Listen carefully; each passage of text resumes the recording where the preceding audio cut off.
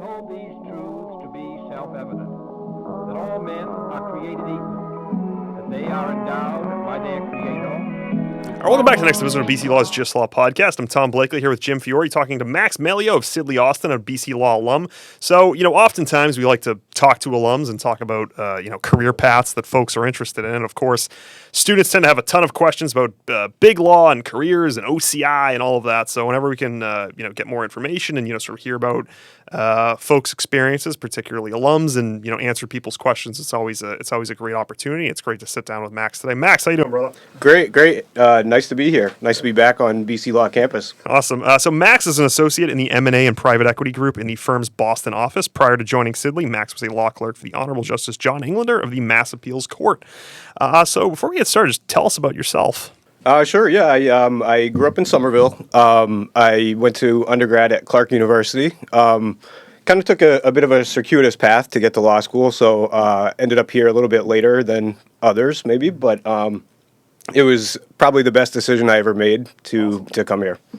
And what was your experience like at BC Law? Did you know what type of law you wanted to do coming in, and how did that work out? Yeah, it's funny you should ask. I actually knew very well what kind of law I wanted to do, and that was criminal defense. Interesting. Which is what you introduced me as doing, right? No, not at all. No. The complete opposite. Not really. Yeah. So, it was interesting how my journey through BC Law changed that path. And also the pandemic really kind of forced me to pivot a little bit and consider other options that were out there. Yeah. How just to focus in on that? How did that come to be? Because I know you're class of 2020, right? So that's like right into the buzzsaw. Yeah. It was weird. I was actually prepping for a trial. I was BC Defender Clinic, shout out, and mid-March, like, all the courts shut down. Harvard closed first, then BC, then everyone else. It was weird, and it was just kind of like a strange time to finish out law school. And as a 3L, kind of, you've been through the motions. You've already had almost the full experience. So I feel worse for the kids who were 1Ls during that. But So me. Yeah. Okay. Yep. So, did you know that, how did big law come to be on your radar? Is it something eventually you turned to, or how did you wind up at Sidley? Yeah, funny story. I clerked after law school, Okay. So I went to the Mass Appeals Court. Yeah. And it was nice to kind of have that lined up. So I had at least 1 year of job certainty. Okay. But, knowing that your clerkship is going to end at a certain point, you have kind of some runway to apply for jobs. And throughout the whole process, it was just really difficult. Yeah. Courts were kind of closed or maybe moving slower, right? Trials were on pause. Motions were kind of on pause. So litigation just seemed to be slowed down a lot, hiring-wise. And the place that I really wanted to end up, CPCS, Committee for Public Counsel Services, the public defender agency in Massachusetts.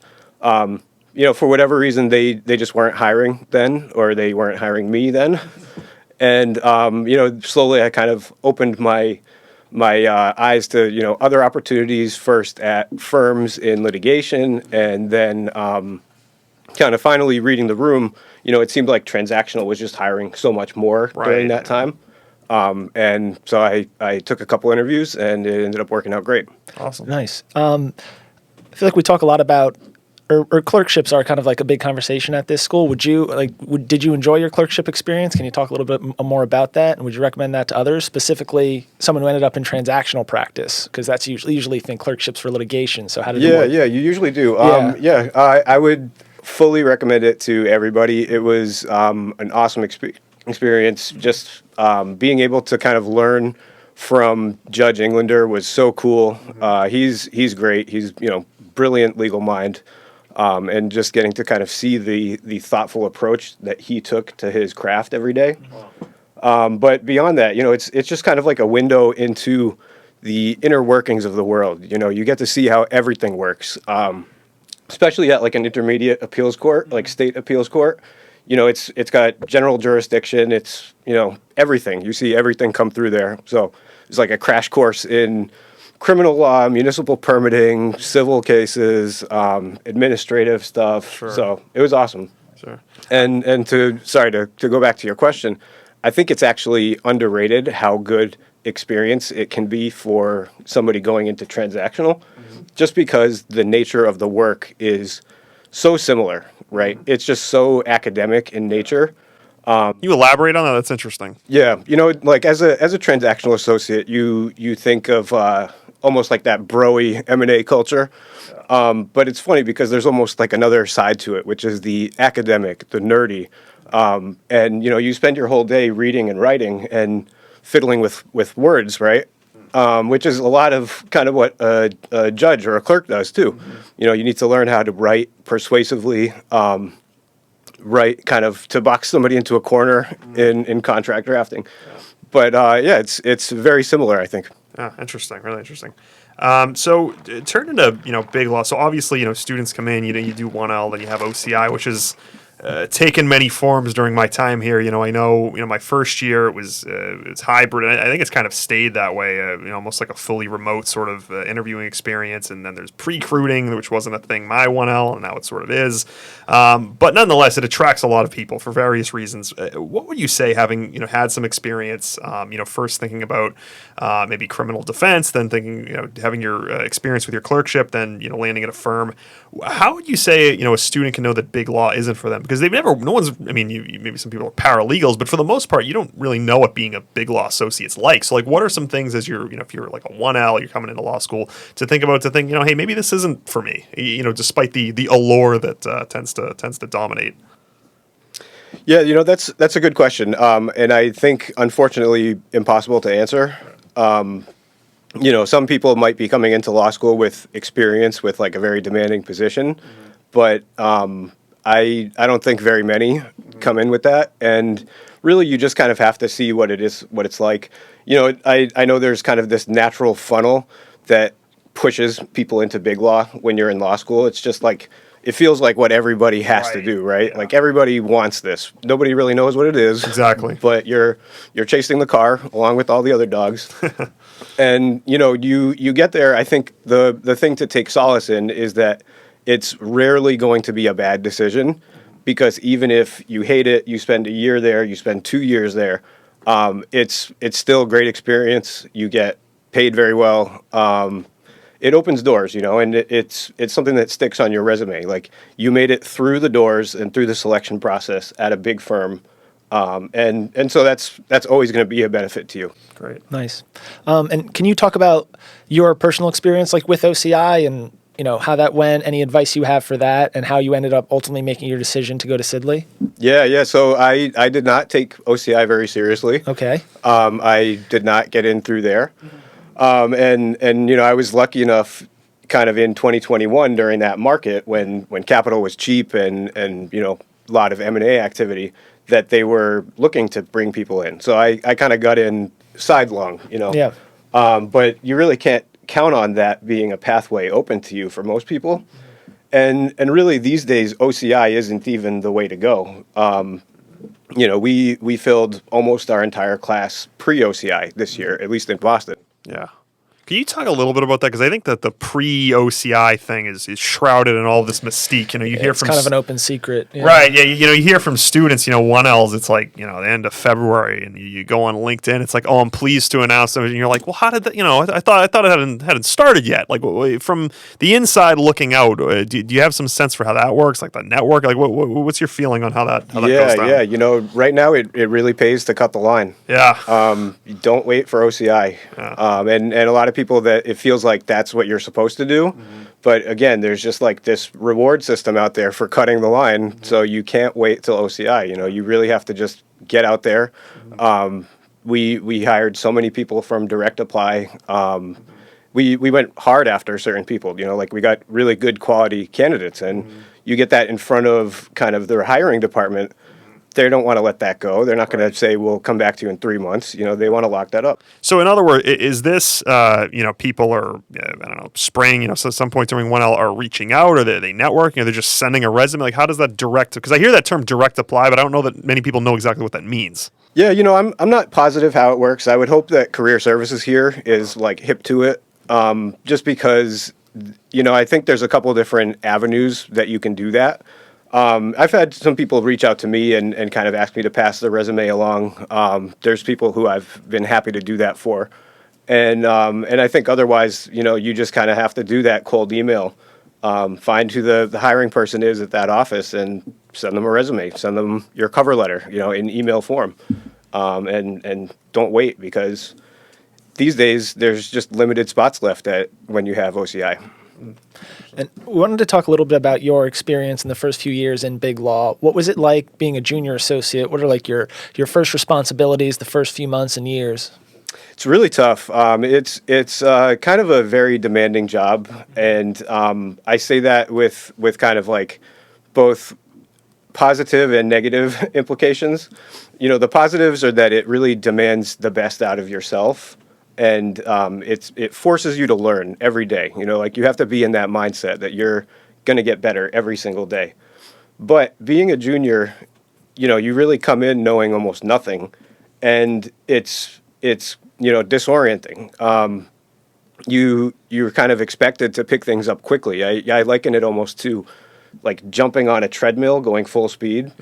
And you need to, kind of rely on your law school experience. You need to rely on your common sense, just kind of your entire lived experience in order to, fill in the gaps of what you don't know. And as a junior, that's so important because you need to, learn how to be reliable. You need to learn how to be organized.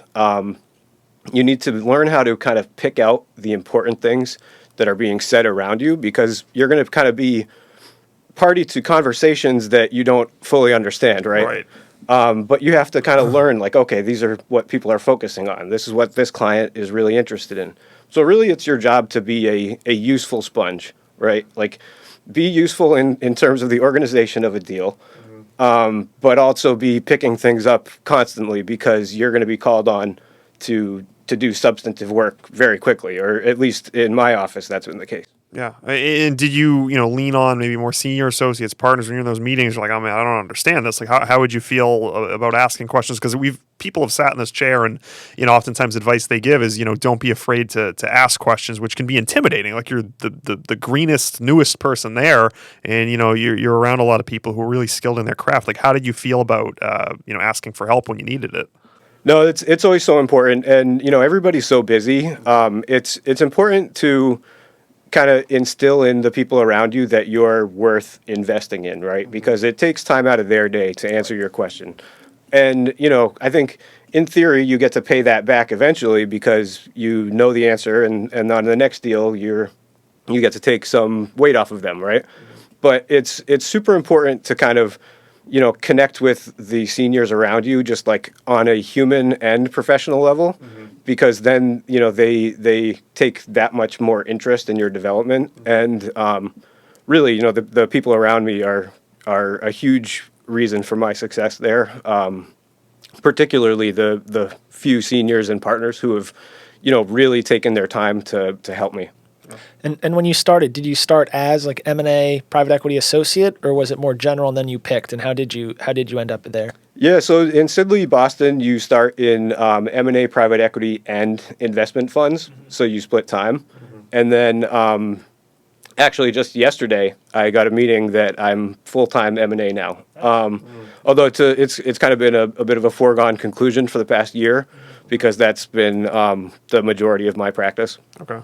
And what's it been like? Because the market has been fluctuating, over the last few years. There was like a 2021 huge boom, and now it's like slowed down a little bit. But now it sounds like it's a little busier. What was it like working through those fluctuations?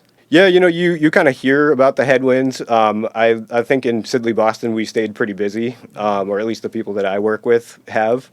It maybe not as busy as 2021, but we've been pretty steady, and it does seem like it's picking up now. So oftentimes, especially to, law students, to young associates, these firms can kind of seem like the same. You think about OCI and applying to these firms, you log on to the, what was it called? Sage, I think it's called. And there's just this list of, this alphabet soup of law firm names. And, to students, they can kind of start to seem like they're all the same, if you don't have experience with these places. So I'm just curious, you've been at your firm for, a little while now. What would you say the pros are, the cons are? How would you describe the culture? Like, what makes Sidley different from other other places that students can be looking at and talking to and considering? Well, of course, I have no frame of reference to, base it against because I only know Sidley. But, I heard all the horror stories when I was here about big law and about, you'd have no life and your girlfriend would leave you and all that stuff. And honestly, it's been anything but horrible.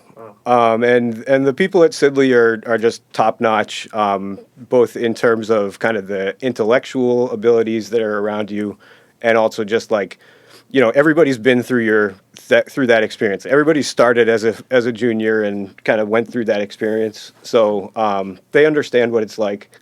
And really, it's a culture of mutual respect and accountability, because there are times late at night there's something due and you need to know that you can rely on the person that you're working with, right? Not to create extra work for you. Right. And it's good to have that mutual respect because it pushes you to be the best version of yourself.